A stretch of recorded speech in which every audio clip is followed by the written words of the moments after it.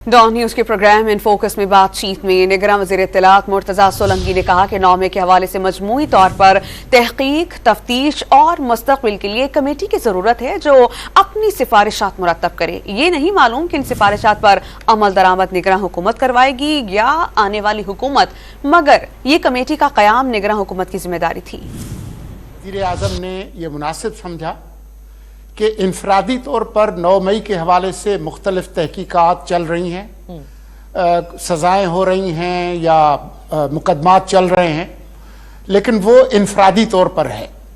लेकिन एक मजमूई तौर पर इन वाक़यात के हवाले से एक तफ्तीश, तहकीक और मुस्तक़बिल के लाअमल के हवाले से एक कमेटी की ज़रूरत थी जिसने अपनी सिफारिशात मुरतब करनी है।